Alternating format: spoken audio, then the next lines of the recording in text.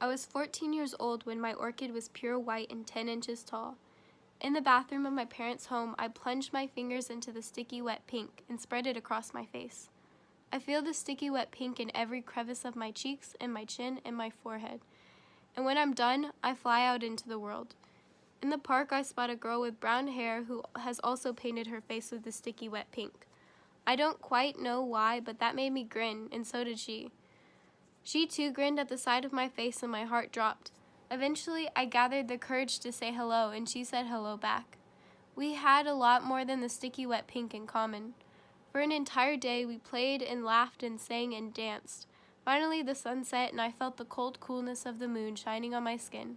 We collapsed onto the green grass exhausted.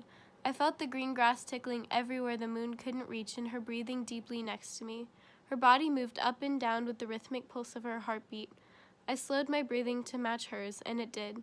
She fingered locks of my long hair and kissed my pink forehead.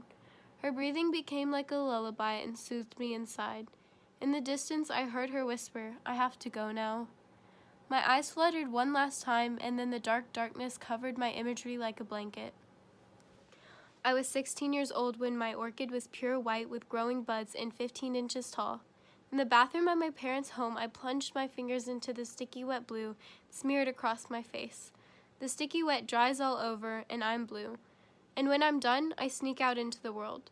Under my window, a teenage boy with tan skin waits for me under the shining moon. He notices the sticky wet blue and more.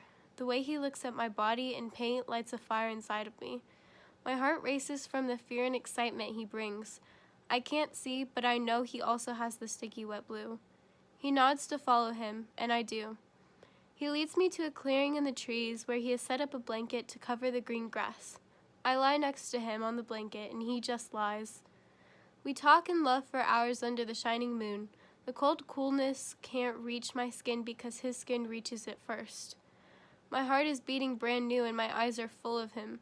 At the end of the night, he informs me that he can see the sticky wet pink underneath my blue, and then he leaves, and he takes parts of me with him.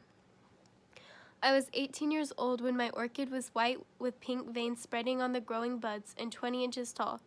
In the bathroom of my college dorm, I plunge my fingers into the sticky wet green and wipe it across my face. The sticky wet green preserves my skin and I am no longer blue. And when I'm done, I walk into the world. At the train station, I see a man with piercing blue eyes who I know loves the sticky wet green. It's the man that made me laugh for hours without breathing, the one whose family welcomed me like I was flesh and blood, the man who saved me from the heartbreak I should have had, the heartbreak I wish I had had. I know so much about him, but what does he know about me? He meets my gaze and smiles to warm me up, and he does. For a split moment, he disappears and I thought I was safe. When he comes back, his face is covered in the sticky wet purple. I'm puzzled until I turn and see the blonde woman dripping in the sticky wet purple. "I thought you liked green," I could hear myself cry. "I did, until I saw purple," he told me. "Since I am not purple, I am not here anymore." I was 25 years old when my orchid was white, covered in pink veins on the grown buds, and 25 inches tall.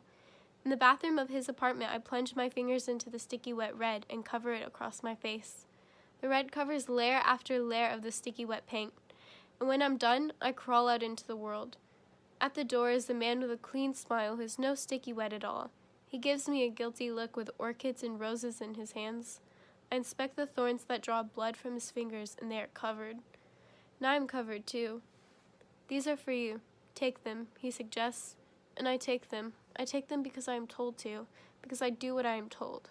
The bright sunshine is shining through the big white window, and a streak falls on his hands where the blood also is.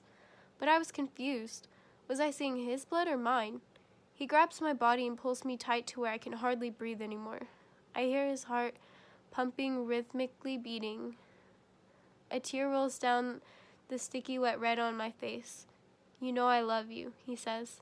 But what is love? There is no definition, so I paint my face and call it love.